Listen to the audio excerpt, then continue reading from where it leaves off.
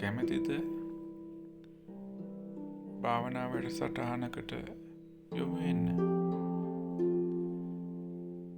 බෑ. මට වැඩ කොටස් වැඩ රාජකාරී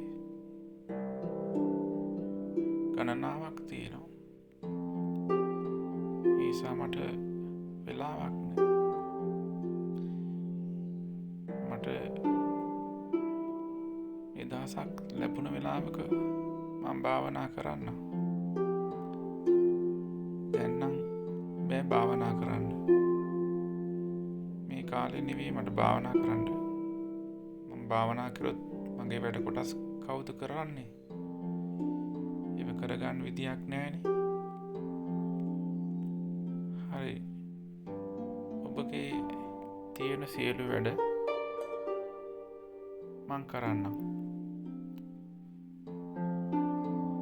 ඔබගේ වාහනේ පදවන්න තියෙනවනම් ඒ වාහනේ මම පදවන්නම්.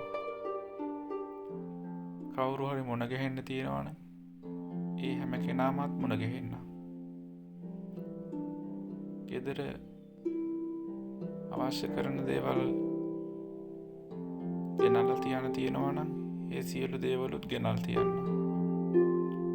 පරිසරයට අවශ්‍ය කරන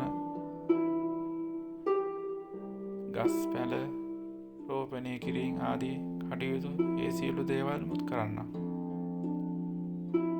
ඔබගේ දරුවන් පාසලට අරගෙන ගිහිල්ලා ගෙදරට ගෙනල්ලා තියලා ඒ කටයුතුත් කරන්න.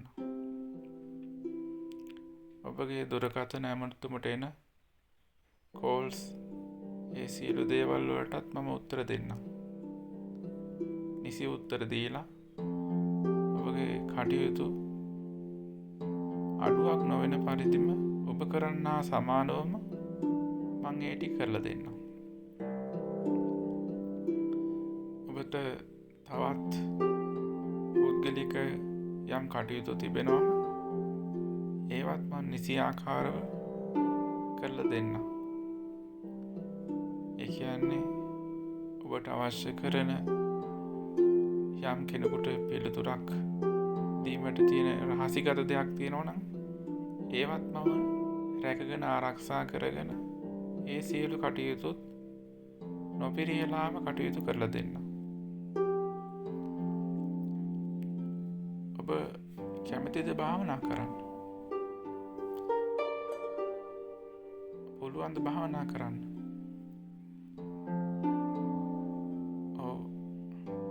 ඇත්තටම එහෙමනම් මටත් පුළුවන් භාවනා කරන්න.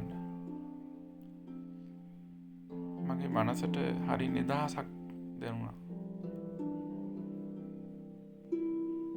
මට තියෙන අමිහිරි කාටුක දුක් වේදනා ඒ සියල්ලම ඔබ කරනවා කිව්වා. මට අමිහිරි තැන් තියෙනවා, දුක් ඇති දේවල් තියෙනවා, අපහසුතාවයන් ඇති වෙන තැන් තියෙනවා, පීඩා ඇති තැන් තියෙනවා, වේදනා සහගත ඇති තැන් තියෙනවා, අමිහිරි අත්දැකීම් ආදී ඒ සෑම දෙයක්ම මට අපහසු, අමාරු, මං අකමැති ඒ සියලු දේවල්ම ඔබ කරලා දෙනවා. ඉතින් මට භාවනා කරන්න බැරිද? පුළුවන් මට භාවනා කරන්න.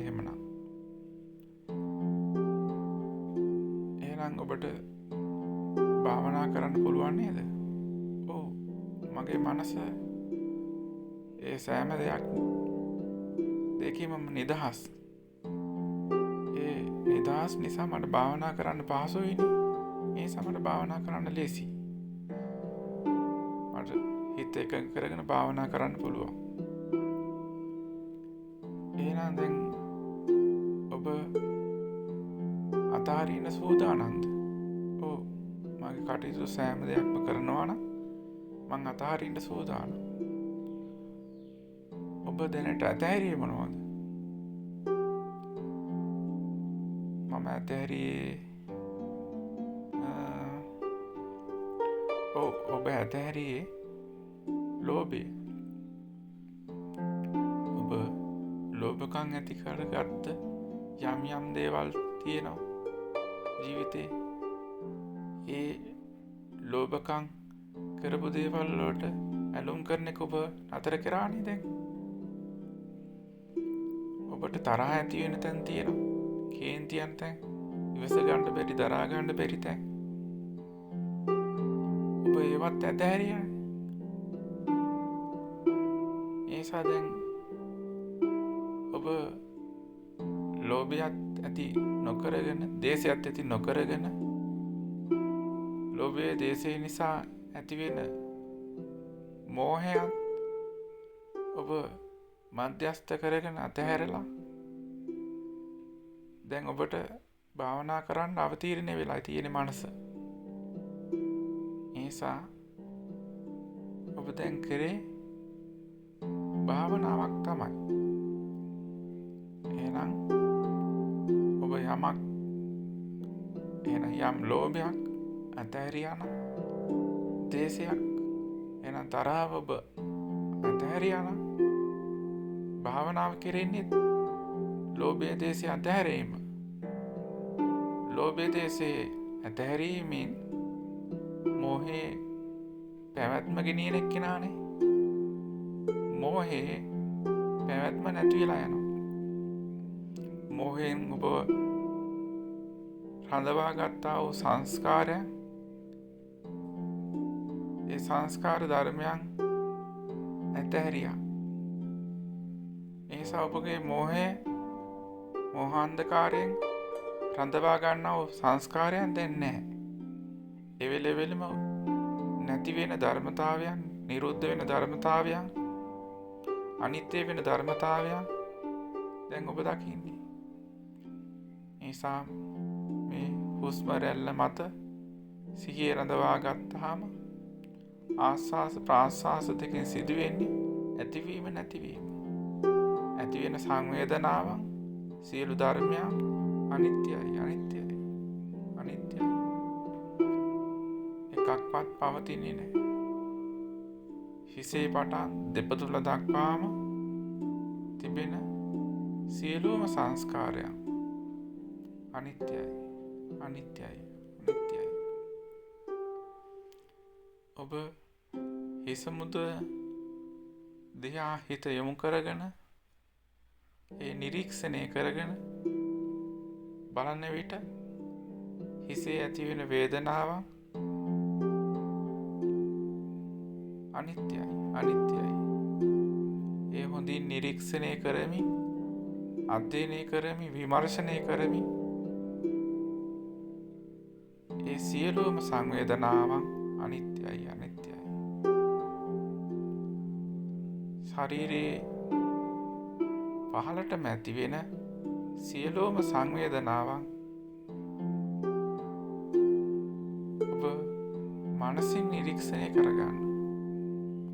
එහෙනම් ඔබේ මූණ ප්‍රදේශයේ ඇති වෙන සංවේදනාවන්, බෙල්ල ප්‍රදේශයේ ඇති වෙන සංවේදනාවන්, උරිස් දෙකේ ඇති වෙන සංවේදනාවන්, අත් දෙකේ ඇති වෙන සංවේදනාවන්, පපුවේ දෙපසේ ඇති වෙන සංවේදනාවන්, උදරයේ ඇති වෙන සංවේදනාවන්, වම් කකුලේ දකුණ කකුලේ ඇති වෙන සංවේදනාවන්, තුනටියේ පිටකොන්ද දෙපැත්ත, සුසුම්නාව, පිටුපසු ඔළුව ප්‍රදේශයේ ඇති වෙන සංවේදනාවන්, මේ සියලු දේවල් ඔබ නිරීක්ෂණය කරන්න. නිරීක්ෂණය කරමින් මේ අනිත්‍ය බව දකින්න.